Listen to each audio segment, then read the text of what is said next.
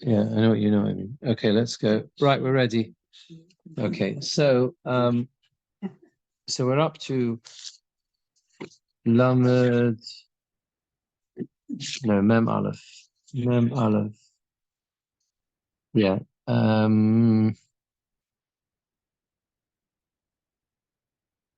That's right. We've done two stories. There are two stories. There was this mnemonic of Ayin Nun base. There was a story of Anan, where his land was flooded. Then there was a story of Kana, Rav Kana, who also removed the dam, whatever he removed it. It was in a different place, in a mistaken place, and remember that was the dispute about the two. There's one set of Edom. If they divide up, can you divide them up or not? One says he moved it 2 rows, and one says it was 3 rows, and the question is, can they join together? As Edus. And the halacha, the Rav Yehuda's psak was, you have to pay 2 out of 3. In other words, you join together, the 2 Edom can join together for one, and we can create 1 Edus. Which means yesh bechal mosayim one, including in 200 is 100. Yeah. In other words, included in 2 rows is 3 rows is 2 rows. Does that make sense? Yeah. Well, yeah, okay, common, exactly. There, you can make a common denominator. That was the point. That's right. Okay, so we're up to the next story, I think. That makes sense? I think we finished that, right? Yeah. Ahu Gavra. Am I right that we're up to there? I think so. Halfway through the Ahu Gavra, there was a certain person. It's not very good. It's using this. It's Karach. Here we go. Right, stay there. So basically, a certain person. Now, this story we actually saw once before, many daf ago. We referred to it earlier. There was a certain person who was living in Kashtar, his name of a place, in Elisa, in an upper story, Arba Shoni, for 4 years. So he was there for 4 years, happily squatting. Also, Mori de Beisa Ashkeche. The owner of the house came along and found him. Amalei said, "My boy, Spahai Beisa, what are you doing in this house? It's mine." Amalei said to him, "Palmia Zavinta. I bought it from so and so. Does Avon who bought it from you?" So he's been there 4 years. So Sheb Chazaka. Problem is, Chazaka needs a taina, needs a claim. What's his claim? His claim is, not that I bought it from you, but I bought it from so and so. Who bought it from you? Now, let's be clear. He doesn't know that he bought it from him. Exactly, right, exactly. And the Rashbam spells this out very clearly. The Rashbam says, again, halfway down the narrow column, yeah, Bekashta is a mokum, is a name of a place. Be'elisa is Ba'aliyah, an upper story, right? The Zavna Minoch, who bought it from you, Becheskas Sheyisi Sovor. With the chazaka, that I thought the Zavna Minoch. You see those words? Very careful words. Becheskas, with the assumption that I thought, because that's what cheskas means here, right? That I thought, that I assumed the Zavna Minoch, he bought it from you. Lekachtia me menu. I bought it from him. Does that make sense? In other words, you understand? He's saying that I bought it from so-and-so. Who bought it from you? I didn't see him buy it from you. But, this was the story. This was, I assumed that he bought it from you. They're buying the weapons. Yeah, well, this is the thing. The question is that good enough? It would seem it's not good enough. But does he bring a star to show? There's no star, because that's by definition. Chazaka, there's no star. There's no star. If you're cold, by the way, please close the door. Okay. You cold? If you're cold, close the door. You cold? I've got a lot of players. So. No, close it, Jeremy. Close it. Maybe just leave it a crack open, just a bit of air. That's all. Okay. So what were we saying? No, Adam. No. There's no star. By definition, there's no star, because that's the whole point of three years. That's the whole thing. There's no star. But you also need a claim, and the claim here, it would seem, is quite weak. Because basically, you're not, instead of saying I bought it from you, you're saying I bought it from so and so, and that's what he told me basically. Okay, so let's see. So he came in front. Also, he came in front of Rabbi Chia. Amalei said to him, The guy wants to keep it. If you have Eidim, the Dorba Iu de Zavantomine, that you have witnesses that the person that you bought it from lived in it, Va'afilu Chad Yoma, even one day, Okim not lo biyodcha. I'm going to give it to you. I'll let you keep it. Vilo loan, if not, not. If not, not. Now, so here is this links to something we've learned before, that there is this concept, it would seem, of you've got to do something to support what you're saying. It's not that that proves it. So what if the guy was there for one day? Again, he doesn't know where the guy got it from. All he knows is that you sold it to me, and I assumed that was his. I assumed that was all okay and everything else.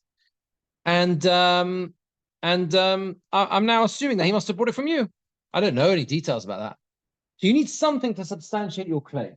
Maybe we have a Katsei Safosha. We should have one somewhere. Do you think so? All right. I don't want it.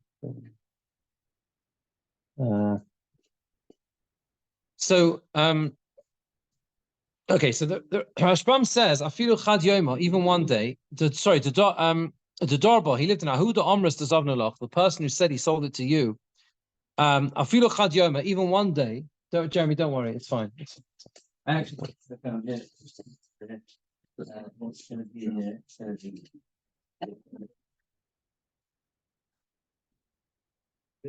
No, don't worry. We can manage. We can manage. I should have brought mine is in the box somewhere. All right. Anyway, look at the Rashbam. Rashbam says, the Darba, the Darba who the Amras to Zavnalach, the person who said they sold it to you. Afilu chad yom, one day, kedei la'amis tevorecha. The purpose of proving that the guy lived there for one day is to substantiate your words. Kedei la'amis tevorecha, to give truth to what you're saying. I'll put it in your hand. Since you've had it for 3 years, you've got a chazaka of 3 years. And then you will not need any further to bring Eidim that he bought it from its own. It was bought from its own. That the person who sold it to you bought it from Mibailo, from the owners, right? Mishum, because, and this is the key point, to turn in Yorish, return in Lekech. We help assist a person who comes as an inheritor, return in Lekech, and we also make a claim. We also help support someone who is a buyer. Someone who is a buyer. A person who comes as a person who's inherited something or he's bought something, he doesn't need a claim. Eloraya. He just needs a proof. He just needs a proof that the person who sold it to him lived in it for one day. Some supporting evidence. Correct. As long as you do something, right? As long as you do something, right? Which gives some support to what you're saying. Something, right? Then what does that do? Yeah, no, it allows us to step in and help you. Okay, we've discussed this in the past. I'm going to close it because people get cold. I feel bad. Go on, close it. It's fine. Yeah, thank you, Martin. So basically, the point is like this. It's very important. A person who inherits something, he's a Yerush, or he's a buyer, is fundamentally in a weak position. And the weak position they're in is that anyone can come along and sort of disprove and say, oh, well, who says and you're wrong and everything else, right? Yeah.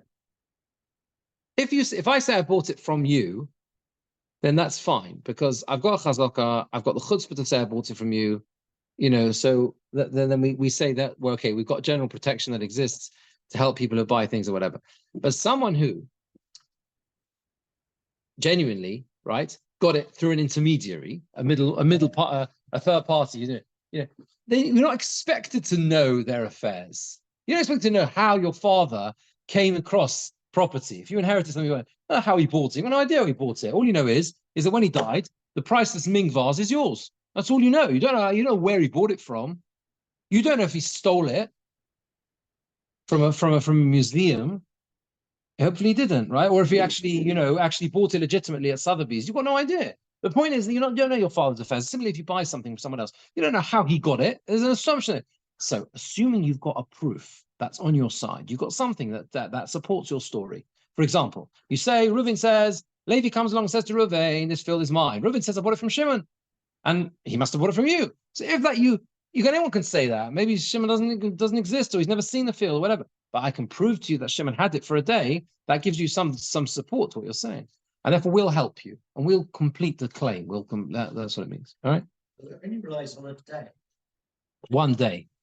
Isn't there a difference between a buyer and an inheritor? Because you understand, someone inherits in relation to their father. Yeah, they don't know anymore. Yeah. You're not going to question things. You may not know the facts anyway.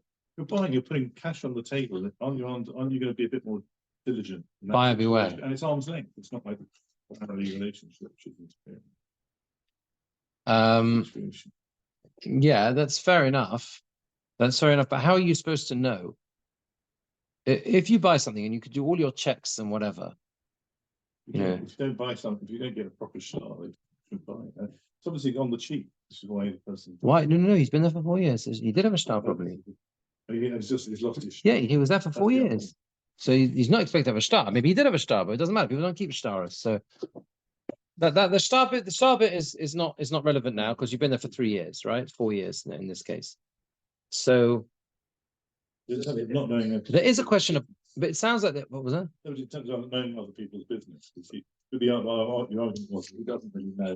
He doesn't know everything. He moved in. So I think we've got to shift our minds from nowadays we would say this concept of buyer beware. You should have got a good solicitor who would look at all the land registry and title and all that kind of stuff. You know what I mean? And do what they call them all the searches and stuff. That's very modern and contemporary way of doing. That's a modern setup. You know what I mean? You know what I mean? Because that's how it exists. That's how properties work nowadays and how they change hands. But if you think about it without all of that stuff, right? How are you possibly supposed to know how he got hold of the property? Someone comes along and says they own the land. Well, his title deeds. I don't know if they had title deeds in its days. Not really. We're saying star. That would be a star. People don't keep star. People don't keep stars longer than 3 years. But that would be being it's held in a central organization like in Shambo. Yeah, exactly. You can go and look it up. You'd have to have your own things, and who cares if you? Also, paper was it wasn't. Yeah, they didn't have so much paper stuff. So maybe you'd have tablets and this type of thing. But your roof was leaking anyway because they kept it to a leak. People wonder. I mentioned this before. People wonder why, if there's so much left from ancient Egypt, all these hieroglyphics and inscriptions and walls of tombs, why is there nothing there about our people, about the Bnei Yisrael? There's nothing. Why is there nothing there? No mention of them. You know why? It's a very simple, prosaic answer. Because they lived in the Nile Delta in Goshen, which was waterlogged. Yeah, it depends which bit of Egypt you're in. There's nothing do you understand? There's nothing there because it was like a swamp. It was water. That's why they didn't build pyramids, did they? Nothing lasts. Right? Nothing lasts. They weren't building pyramids, they were doing mud bricks. I mean, there have been attempts to sort of link certain inscriptions potentially to the Bnei Yisrael. But the point is that you understand, you're talking about thousands and thousands of years. It's only going to last in certain climates and certain situations. I think the Jewish builders, it's not going to last. Yeah, that could be another. Sorry, I didn't know. No. Yeah. Yes. No. Yeah. Okay. Anyway, so let's carry on. So he says like this. Now the Rashbam. Now also coming to Rechia came in front of Rechia. Amalei Sitem. Yisloch Sadi. The Doba Iu the Zavantim in Evil Chadem Kilo Yod Chavilo. Amarav. Sorry, that's Rechia. Amarav. Rav says Havi Yosefna Kamei the Chabibi. Rav used to call Rabbi Chia Chabibi because Chabibi means my uncle because he was his uncle. I was in front of my uncle V'amilei, and I said to him, "V'chi ein odom." There's a person not buy and sell at night. In other words, he said to him, have you never heard of flipping a property? Where are you? Isn't flipping properties when you just buy and sell it, right? Yeah. That's what he said to him. That's what Rav says. Sorry, we're a third from the bottom of Amud base. Memalaf Amud base. Back in the Gemora. Back in the Gemora. Gemora, sorry. You missed a bit. Yeah. No. We did Rabbi Chia, and now Rav is responding. Omar Rav. Rav says, I was sitting in front of my uncle. He's called Rabbi Chia. No? Jeremy, don't agree? And I said to him, I'm trying. yeah, does a person not buy and sell at night? In other words, straight off, you just buy and sell straight away, you flip the property. Why is it that he should have, right, a proof that the guy was there, lived in the property for one day, the guy who bought it from? Maybe that just wasn't the arrangement he had. Maybe he just sold it on straight away. So why should we make him bring proof that the guy lived in it for one day, right? And I saw his mind, his opinion. As I read, I could see what he was thinking of the following. That if he says to him, I saw him think to himself, it sounds like, or I read him, I don't know, he's read his mind. I could see that what he implied, one of that Rabbi Chia held as follows: that if he says to him, that means what? That means if he says to the other chap, Kamoy, in other words, the guy who's claiming it's his, right? So Reuven comes to Levi and says to Levi, you are in my property. Levi says, I bought it from Shimon. If he responds to Levi, Reuven responds to Levi as follows and says, Kamoy didi zovna minoch. In front of me, he bought it from you. Now that's a much stronger claim. Now, instead of saying I bought it from you, he's saying I bought it from Shimon, but Shimon bought it from you in front of me. Then Mehaimon. Then I saw that Rabbi Chia would agree that he is believed, even if he didn't live there for one day. Migoy, since the boy it's a classic Migoy. Since he could have said I bought it from you, he could have said I bought it from you, and then he'd be believed. But that's a classic case of Cheskes Gimel Shonim. If you say to me, Avi says to me, you're in my land, and I've been there for 3 years, and I say, Avi, you sold it to me, it's mine, keep it, finished. That's the cloud. That's how Cheskes Gimel Shonim works. Tough luck, Avi. He should have made him a chor. In the 3 years, he should have come along and said, hey, what are you doing in my land? Didn't do it. So therefore, since you'd be believed if you said that, so you also be believed to say, I bought it from him, who bought it from you?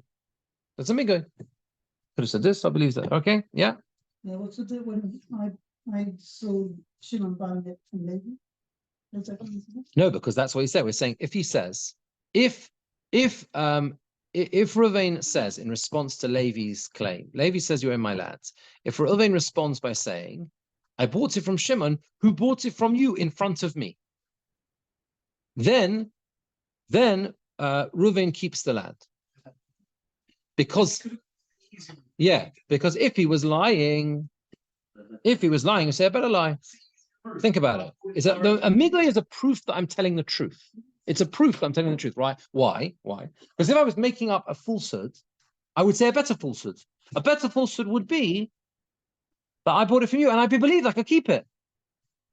If I say straight, you sold it to me, Levi, then I get to keep it, right? If I was lying, I would say that. That's a better thing to say, right? I still understand compared to the case before, he was there for 4 years. And he said, I bought it from... So it's a totally different... So he also said the same. Yeah, but it's a totally... Again, this is all on the same case, right? But there's a different method of operation.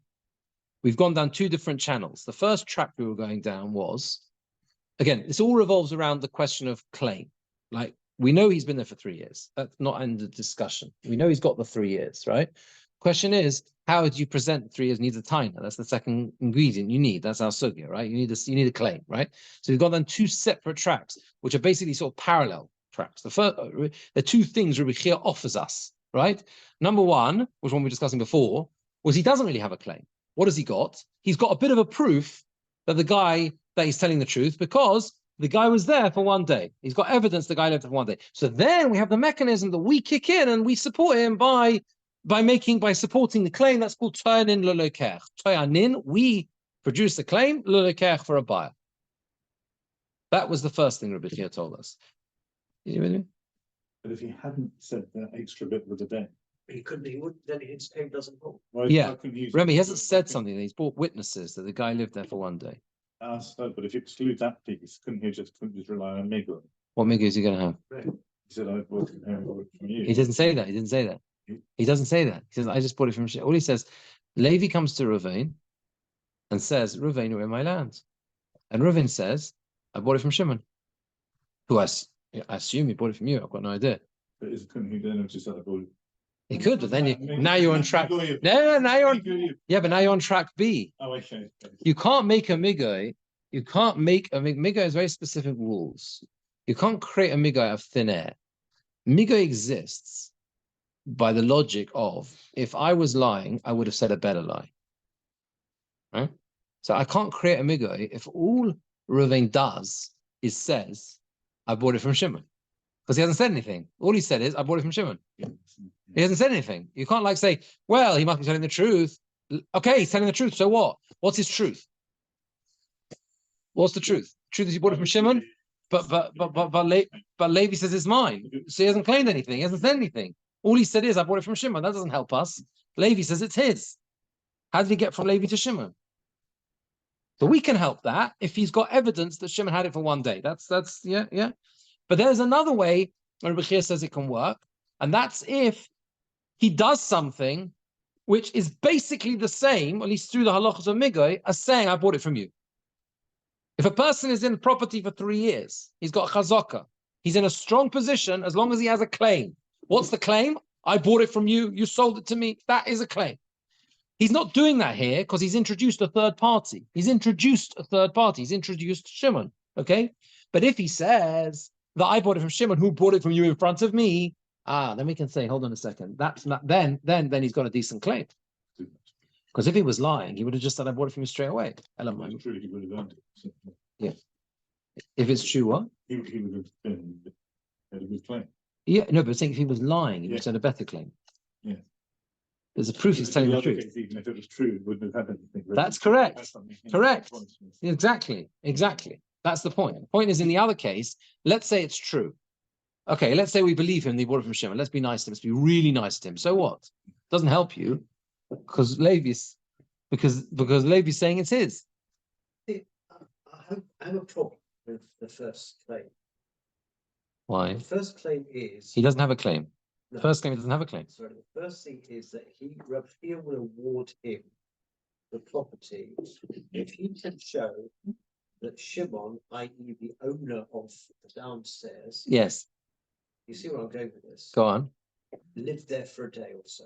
The owner of the downstairs, upstairs. Yeah. The owner of the downstairs. Upstairs. Everyone's upstairs. No. The case is the man who owns the house, and the upstairs was occupied by Levi. And he comes to Levi and he goes, what the hell are you doing here? This is my house. Yeah. Right? Yeah. So Levi says, well, I've been here for 4 years. I bought it from Shimon, Yeah. who bought it from you. And Yeah. I can prove that you were here for 1 day. Who's you? No. I can prove that Shimon was here for 1 day. In the upstairs. No downstairs. Forget the downstairs. Well, no, she's downstairs. It's an upstairs flat. I understand that, but how did Shimon acquire the property? Doesn't matter. We don't know. All we have to say is that Shimon Lived it for 1 day. Yeah. Why? Why? And that's why the Rashbam explains, because there is something called To'anin L'Lokech. Beis Din will step in and support a buyer, as long as he has something to substantiate his story. So again, he's in a strong position because he's been there for 3 years and no one objected. That's the starting point of this whole case. Okay, you, Mr. Squatter, are in a good position because if the guy who's claiming it's his was telling you that you're, so you're in quite a good position. Okay, now because you said you bought it from someone else, we're going to help you out because we feel sorry for you because you don't really know the whole story of how the guy got it. But you have to have something to tell you're telling the truth. Otherwise, you could just be making up story. Why can't they just say, I think it's something to Shimon? Let him say that. Go on, let him say that. Let him stand there and cry and scream really loudly. I never gave it to Shimon. Who cares? Why didn't you object in 3 years? Why didn't you object in 3 years? This guy being here. If it was really, didn't know about it. Of course you know about it. Chavra Isle. Of course you know about it. If you had a property, why would you let someone stay there? Yeah, remember that's the starting point, right? It's not that you object. It's not that they didn't sell it. It's that you're 3 years to object. So no. Yes, But it's not the only point, Not the only- because you've still got to have a claim, and that we're going to step in and help you with that piece of it, right? But the point is, it's not fair. Maybe it's all a story. Maybe Shimon didn't buy it. Okay, fine. But the starting point is that the scales are weighted in favor of the squatter. All right, Jeremy? Yeah, you understand? Yeah. Yeah. Now, as we said, so anyways, this is how it is, right? Omar, no, okay. So so these are the two options that he can go down, according to Rabbi Chia, right? Now let's see the Rashbam. So the Rashbam is Chabibi. Chabibi, yeah. It's like 7 lines. What? They had to get it from somewhere. Listen, we're learning the Talmud Babli, right? The Iraqi. I mean, listen, this we are. That's where we are, right? Huh? Yeah. So Chabibi is about 7 lines before it gets wide. Rabbi Chia Dodo Shel Rav. Rabbi Chia was the uncle of Rav. Kedamrina b'Sanhedrin, the Rav Bar Achva, the Rabbi Chia Bar Achte, the Rabbi Chia. There's a whole thing in the family of Rav. Remember this every time it comes up. I feel like every time it comes up, I get more confused. It's in several places in the Gemora. But basically, Rav was the son of the brother Rabbi Chia and the son of the sister Rabbi Chia. You go figure. That makes sense. The brother of Chia's mother and father. Yeah. Why is this so? Thank goodness there's a note to explain. Rav was the son. No, he was the nephew of Rabbi Chia's brother and the nephew of Rabbi Chia's sister. How? Because there was someone called Ivu, right? No, they say Ivu there. It doesn't say. Oh, it doesn't say. Brother, father's side. The linking one, the linking partner, the linking one. Brothers on both sides. Yeah. Anyway, that was the Va'ami Leila Chabibi, and I said to Chabibi, I said to him, Amait Tzorech Lahavi Eidim Shera'u. Why do you have to bring witnesses that he saw Shedor Babayas? They lived in the house one day. And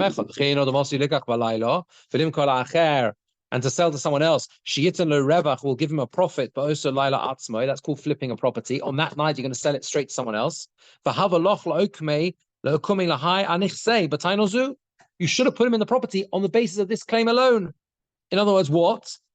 The claim that he bought it from Shimon. That should be enough. In other words, why do you make him bring evidence that Shimon lived there for one day? People often don't do that. The middleman, they just bought it to sell straight away. And therefore, and you should have allowed them to keep it on the basis of this claim alone. He bought it from Shimon because we make a claim for buyers. We support buyers in their claims. However, we're going to prove, we're going to see at the end of the Gemara, as Rashbam says, that we actually hold like Rabbi Chia, we do not hold like Rav. Okay? But Rav's argument against Rabbi Chia was, why should you have to have this piece of him staying there for one day? If you're going to step in and help the buyer, then step in and help the buyer without that, right? On the basis he just says, I bought it from Shimon. That should be enough. Okay? Chazaka is not enough. What does he do with that? So that's a good point. And the answer is, Chazaka is not enough. What do you need together with Chazaka? You need a taina. You need a claim. What is the claim? Yeah. And that's the claim. That's not good enough. That's nothing. And the answer is that's what we step in and help you with. We create the claim for the buyer. Yes. Therefore, to what was that? His name is Ivu. It is Ivu, isn't it? Yeah. I saw that. Yeah. Whose name is Ivu? Ivu, the yeah. Ivu, yeah. Yeah. Ivu was a brother. It's mentioned in the Gemora of Sanhedrin. Yeah, paternal brother. It comes in Pesachim as well. What I think, what? Sorry. Comes in Pesachim as well. I think. Okay. Yes. Yeah. At the beginning, Daf. What is it? Daf Daled Pesachim? Daf Gimel, Daf Daled? Where is it? Yeah, Daf Daled. Oh, I remember something. That's always a relief. What? No.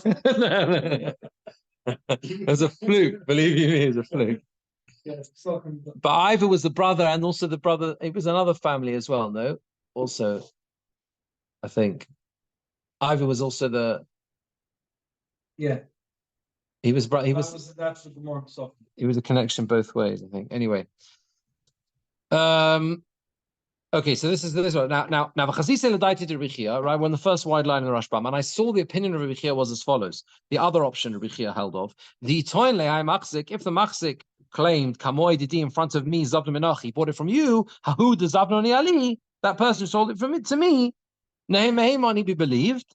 Migo, since the boy Amavachulu, since he could have said I bought it straight from you. Therefore, give it the toy nami taina malyaisa. Since he gave a strong claim, and Yodea, I know that he bought it from you. Meheman is believed. The hashtag because now it's a chazaka that has a claim together with it. It's got a beautiful claim. The claim is that I know he bought it from you, and we're going to believe that since he could have just said straight, I bought it from you, right? But when he claims I bought it from so-and-so, b'chezkas, with an assumption, do'om ali, because he told me, the Zavli Minoch, he bought it from you. This is the first case, yeah? The first scenario, yes? He told me that. I don't know if he bought it from you or not. He said he did. That's a chazaka without a claim, since since even one day he wasn't appearing to live in it. Because there's nothing to substantiate your claim. So we can't come along and say, according to Rabbi Chia, and create a claim for you. Yes, again, you've got to look at them as two totally separate things, right? There's track A and track B. Track B, the one we just mentioned about, he told me that I saw him buy it from you. That's just 100% time. We don't need to step in. Basically, need to come along and say, oh, we're going to help you out because you bought it. No, it's a straight claim. We're going to believe you. Maybe you could have said you bought it from him directly. Because you've created a definite story. That's the difference, a definite story. It's not something like the first case, it's vague.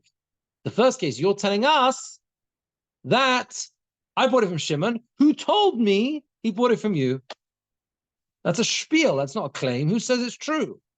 The answer is, and then we say, as long as there's evidence that he was there for one day, we can say, we can support you, we can help you. Right? Now, Omar Rava, back to the Gemora. Rava says, Kavose to Rabbi Chia mistabra. It's logical that the halacha is like Rabbi Chia.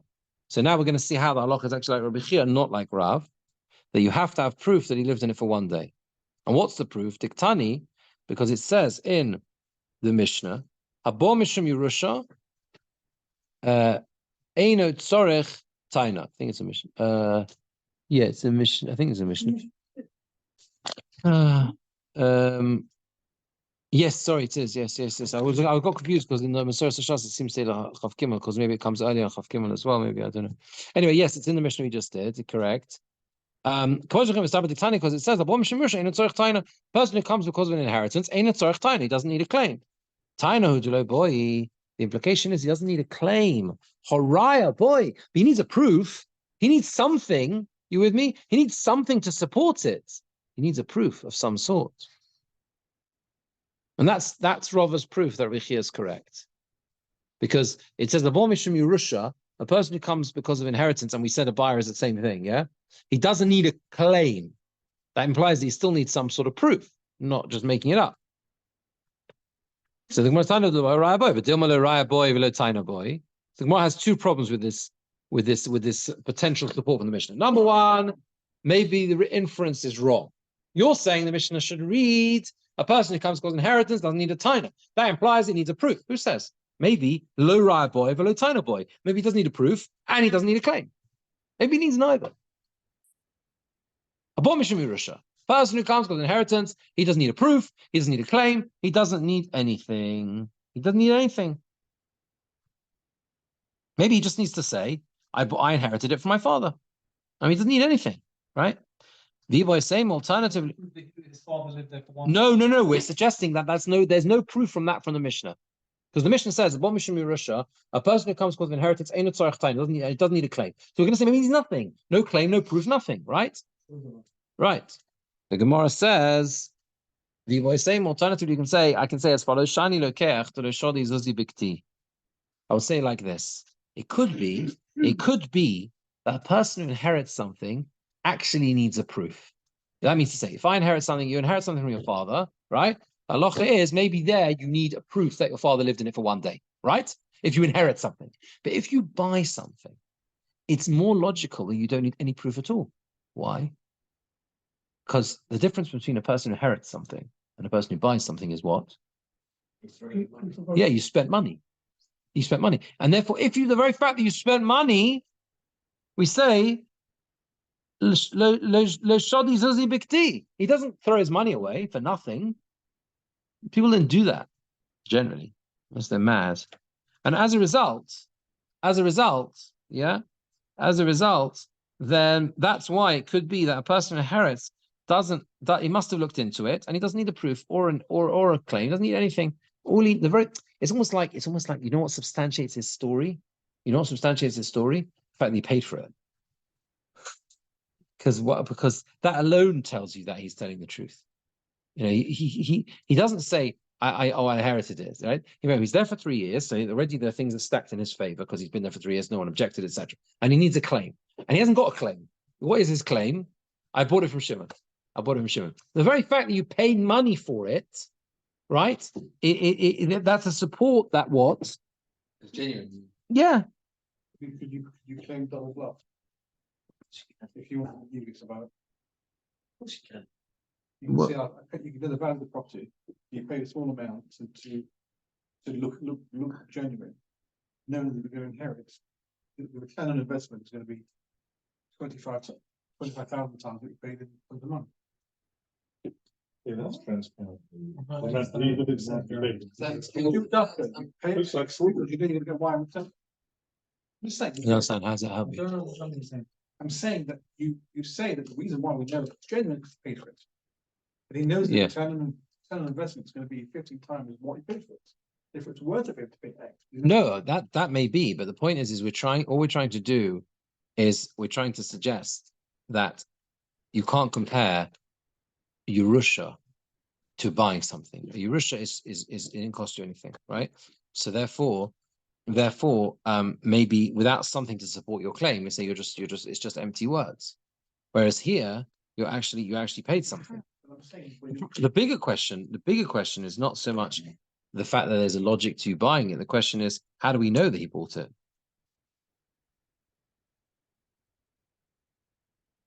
He's only what he's saying. If he's got a proof that the guy was there for 1 day, which is what we said before, and again, all we're saying now is there's no proof from the Mishnah that you need that.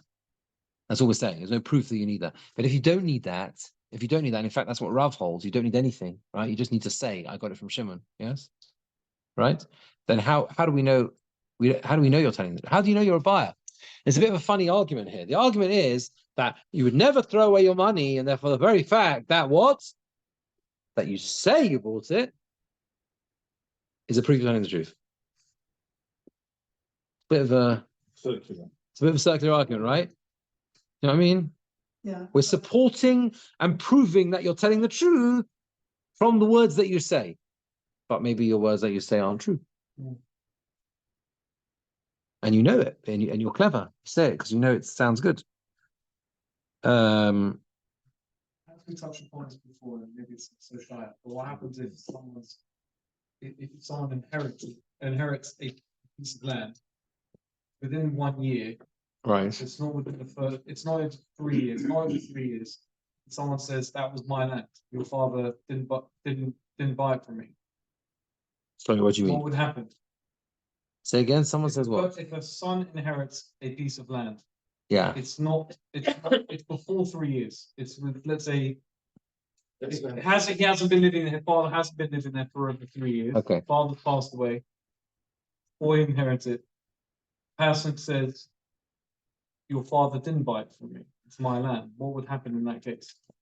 In that scenario, does the Yorish have to give it back to the quote unquote original owner, or can he say? You would have to, because he hasn't got anything. What has he got? He inherited it. Yeah. And he's been there for 3 years. No, he hasn't. Oh no, that's not good enough. He hasn't got a chazak. He's not got a chazak. So in that situation, you would have to give it back. Yeah. There is a whole thing about, I think, if you have a chazaka, if the father, there's a Gemora about this. The next sugya, actually, the next stuff I think is about this, where where where basically the guy dies and he was 1 year when he had it and another 2 years in the other one. But that's different. That's the other way around, actually. That's the way where the person you supposedly bought it from dies. So you had it 1 year chazaka in front of the father and then 2 years with the son. Can you join together chazaka, that type of situation? That's the other way around. But basically, no, the scenario here is you got a chazaka. You've been there for 3 years. That's the case, right? That's no debate. That's no debate. Yeah. Okay. Let's just see the Rashbam on this. Again, all we've done is basically said that Rava says, I've got a proof that Rabbi Chia is correct. The proof that Rabbi Chia is correct is the Mishnah. The Mishnah says, Haba Mishum Yerusha, someone who comes cause inheritance, he doesn't need a claim. Says Rava, that implies you don't need a claim, but you need a proof. And that we've said, no, it's no proof. There's no proof. Why? Because either you could just read the Mishnah saying you need nothing, you don't need the claim, you don't need the proof, or the Mishnah talking about Yerusha, and Yerusha you need the proof, but when it comes to buying something, you don't, right? So the Rashbam says, it's 4 lines down, Kavasi de Rabbi Chia, like Rabbi Chia is logical, the Tzarech Lavi Eidim, you need to bring witnesses, Shadar Ba, Hamoichra Lo Yom Echad, the person who sold it to him lived in it for 1 day. Similarly, someone who came because of purchasing it, Ein Sorech Taina, he doesn't need a claim. Hach Taina Dila'el, this claim that we said above, Diktani Mas Nisan, our Mishnah says, Aton Acharto Li, you sold it to me. Aton Asato Li B'matona, you gave it to me as a gift. Ein Sorech Yerish Liton, Veloimar, this inheritor, the person who's inherited it, doesn't need to claim and say, Atom Acharto La'ovi, you sold it to my father. He does not need to say that, right? But proof with witnesses, that he lived in it for 1 day, mi boy, that he does require, right? That he does require, right? He needs proof that he lived in it for 1 day. From the fact that it doesn't say,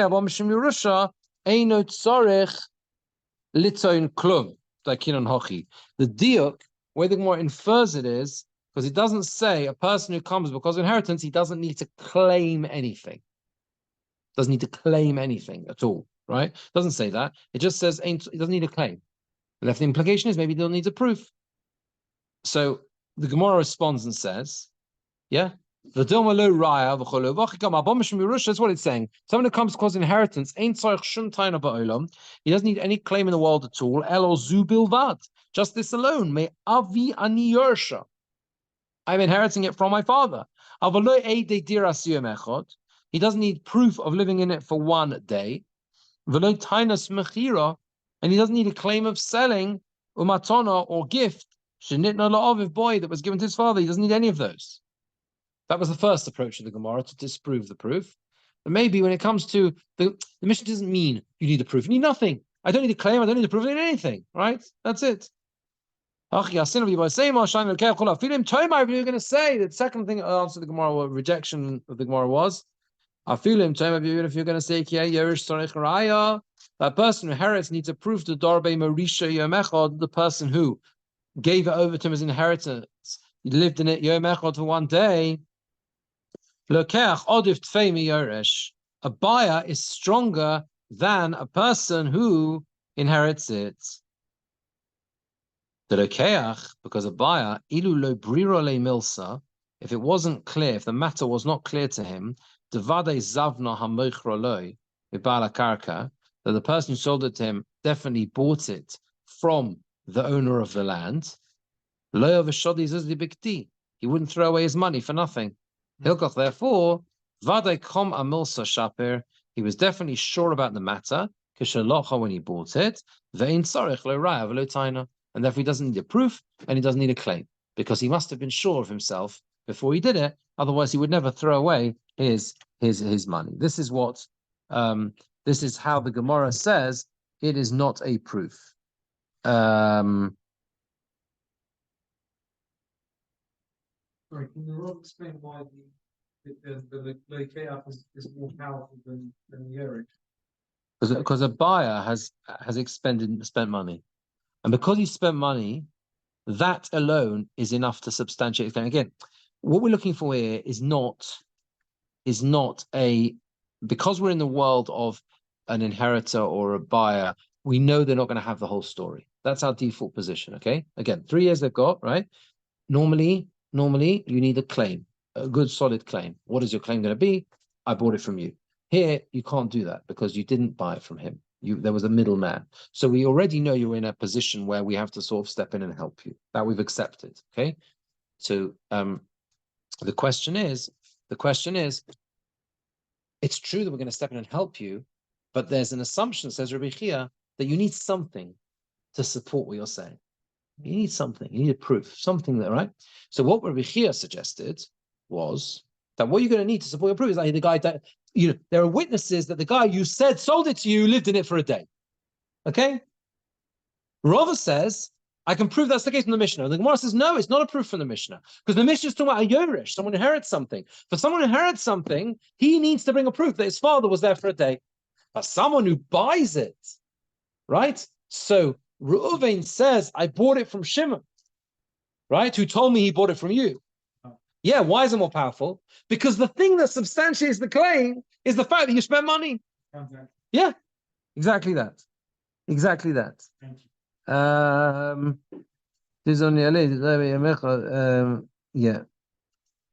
There's a very interesting Rabbeinu Gershom. I wrote on the site here a long time ago when it was that I'd like to see this Ketsos. I don't know whether time's up, but basically, if you look at Rabbeinu Gershom, he adds a few words which may help a little bit. It's quite hard to find Rabbeinu Gershom. He's on the outside. Can you see? He got very, very small print. But he's there. He's on the page, but it's very small. He made the front page. Yeah, he made the front page, right. It's about 15 lines up. It's not going to help. That's not going to help. Right. Can you see it? It's really small. Yeah. If you count in the Rashbam 1, 2, 3, 4, 5, 6, 7, 8, 9, 10 lines up from the end of the Rashbam, opposite the words, you'll see the words Ibois Ema in the Rabbeinu Gershom. You do. Count 10 lines up from the end of the Rashbam. Yes. Oh, you might have a different Suras Hadaf. Yes. You got a newfangled version. Okay, I can't help you. You got a new edition. It'll be there. It will be there, but it's not going to. They've changed it. Iboy same. Alternatively, you can say again. He's just another commentary in the Gemara. He's just explaining the Gemara. This is the reason why Rabbi Chia requires a proof with a buyer. Mishum de lokeach shani miyorish. What was that? So I think it's Deloach. No, we're getting there. Shemochi boy Rabbi Chia raya gabi lokeach mishum de lokeach shani miyorish. A buyer is different to an inheritor. De lokeach, because a buyer, right? Lo shodi zuzi bikti. He won't throw away his money for nothing. Dohel v'yoiv domi, since he requires money, since he gives money, medaktig yofer, he's very careful. Tahu dezavnon nialei, the dayabe chad yoima. He's very careful. The person who sold it to him must have lived in it for one day. V'hoel, and since Shetoni claims v'palnia zvinte dezavnon minoch, he bought it and says he claims that he bought it from so and so who bought it from you. He has to bring a proof that the person who sold it to him lived in it for one day, and he lo ma'isi raya. And if he doesn't bring a proof, lo mekmino lo biyodei, we don't give it to him. So sorry, I made a mistake. Rabbeinu Gershom has a different pshat to the Rashbam, totally different pshat. It answers the question, but it's a different explanation entirely. The way the Rashbam learnt it was that the alternative, the Ibois Ema in the Gemara was just going down the same route. That a buyer, you can say, doesn't need a proof. Why does a buyer not need a proof? Because he would never throw away his money. Therefore, he doesn't need a proof, right? Because that's the proof. The fact that he spent money, right? Rabbeinu Gershom says, no, that the Iboy same is, it could be that Rabbi Chia requires a proof for a buyer, okay? Because a buyer would look very carefully before buying something and make sure that he lived in it for one day. And therefore, since he makes the claim he bought it from so-and-so, he has to bring a proof. And without that, he lived in it for one day. Otherwise, you're not going to get it. Because you would have done that. Obviously, you would have done that. You wouldn't have thrown away your money unless it was, and therefore that's why he requires it with a buyer. The caveat emptor argument, really, isn't it? Like the buyer should be more diligent, should be careful. Whereas the other way, it's the opposite. Yeah. Because the buyer's paid money, he doesn't have to be so careful. But there's the circularity. No, but the point is like this: is that if you buy something, there's an assumption you were more careful, right? There's an assumption you were more careful because you bought it, right? In other words, what does that care involve? The care involves making sure that the guy who at least owned it a certain period of time. Otherwise, it could be he's just telling you stolen goods or whatever. He's got, it's something you would logically do. And that's why Rabbi Chia requires it. And therefore, the Gemora is saying it's no proof from the Mishnah.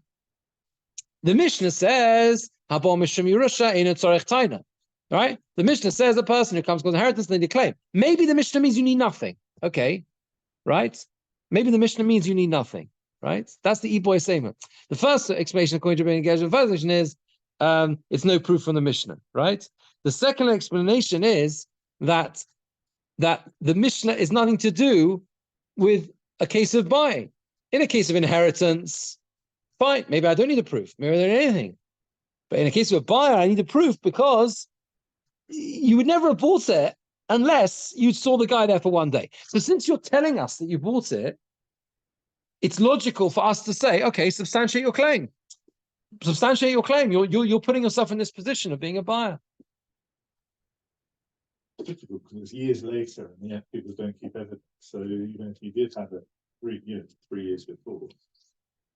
Fair enough, but it doesn't need evidence like a shtar. It just needs witnesses that all I'm saying is like this. Maybe we'll have to see the Toras. We don't have one now anyway, but there is the point is that there is a question mark over how this works, right? Over how this works. The way the Rashbam seems to understand the Gemora is that the alternative answer of the Gemora is that a buyer would never throw away his money, and because a buyer would never throw his money, that's enough to substantiate his claim. The fact that he says he's bought it, it's a bit difficult because he says you're telling the truth, right? The Rashbam has a totally different, Rabbeinu Gershom, has a totally different way of learning the Gemara. Now the Iboy name of the Gemora is, yes, it's another reason why there's no proof from the Mishnah to Rabbi Chia, from a buyer, from an inheritor to a buyer. It could be a person who inherits something, doesn't need anything at all. But a person who puts his foot in it, opens his mouth and says, I bought it from Shimon, to him, Rabbi Chia will say, hold on a second, you would never have given your money away to some random guy unless you knew that there was that he probably owned it, that he actually had some proof. It's like saying, where are the title deeds? You're selling me a piece of land, who says you own it? So in the absence of title deeds, you would have had Eidim that he lived in it for at least a day. So you bring us those Eidim because you've opened your mouth and said, right, that you bought it from Shimon, we're going to make you substantiate that claim. Because you never bought it unless you had some proof. What? They're just using different words. No, I think it's the other way round. It's like the opposite. Because Rashbam is saying you don't need anything, therefore, because there's a proof. Because you're Throw away money. Exactly. And the Rabbeinu Gershom is nice. Bringing in a bit more due diligence. He's just saying it in a more poetic way. No, he's saying, you know why Rabbi Chia says you need a proof with a buyer? Because a buyer, right? A buyer would always be careful to look and make sure the guy lived there for one day. So since he's going down that route, he's got to substantiate. He's got to bring a proof. And we were not going to give it to him without that. Because without that proof that the guy lived there for one day, that weakens your claim massively. It's like a hole in the boat. But it's like sinking your claim. If I come along as an inheritor and I say I'm a Yerush, right? I inherited it. So basically come along and say, we're going to be really nice to you. We want to help you. You're an inheritor. You don't have much proof. You don't know your father's assets. Okay, fine, right. We're going to step in. We're going to help you. Assist you. Fine, very good. Yeah. Look after you and we'll give you the property. But if you come along with some big story, oh yeah, it's true. I know that the Levi's claiming it, right? But I bought it from Shimon. So I say, hold on a second, suspicious there, right? The special branch are going to come in with you're handling stolen goods. It's a weird thing to say. You got it from Shimon. Okay, you got it from Shimon. Did you really? Now, obviously, you did due diligence, didn't you? Like when you bought it from Shimon. So prove to us that he lived in it for one day. It's all we want. We just want that, and that's enough. That will help us. That will then we'll send you on your way, and we'll support you. Okay. Let's just do one more line. Finish off the Gemara. If Boiler, they asked the question, Niraboy Mai, or 2 lines. Niraboy Mai. What if he appeared in it? Says Rashbam, Niraboy Hamochol Lokech. The seller appeared to the buyer, Lokech Zeba Osakarka. In other words, he was just there. He was present there briefly. Lomud, to measure kama orka v'kama rochboy, how long it was, how wide it was, the dimensions. What's halacha? Mi chashiva edus raya, hey edus raya ka edus dira. Is appearing in it like edus raya, just seeing him there, right? Is that like testimony of living in it? Is that good enough? This is Rashbam's proof that we paskin on Rabbi Chia, because the more ask a shaila that's only relevant in Rabbi Chia. Rabbi Chia is the one who requires a proof that he lived in it for one day. Okay, on Rabbi Chia, the Gemara asks if he didn't live in it for one day, but niraboy, but he just appeared in it and it was aidim that he was there measuring up the land. Is that like as good as proof as he lived in it, the middleman, right? Okay, yeah, or it was, yeah, that's what Rashbam says. No. He was there in it, like looking at the dimensions, measuring the dimensions. Niraboy my, oh my Rabbi says he. It's the same thing. That's good enough. Rava Amarava says no. Ovidinish to see Arevelos Ovin. That's not proof that Shimon ever lived in it, ever bought it. If there's Adis, they lived in it for one day, that's great. But people sometimes survey land and they don't buy it. Very common. They go and look at it. They think maybe I'm going to buy this property, and they decide not to. So that is not a good proof. So that's the machlokus in Abai and Rava in Rabbi Chia, which is the Rashbam's proof that we hold at Rabbi Chia. You understand? Chia is the one who requires Adis, they lived in it for one day. And on that, we have a machlokas, Abai and Rava, as to whether or not, if he didn't live in it for one day, but there's proof that he went to measure it up and look at it and consider it, went there with the estate agent, is that good enough? And that says Rava, no, because some people that's not proof that he ever lived there. Some people do that. They go and have a look at the land and see if they want to buy it. And there we are. Okay, we'll continue Mr. next week. Okay, all right. Just advance notice, the week after next, I'm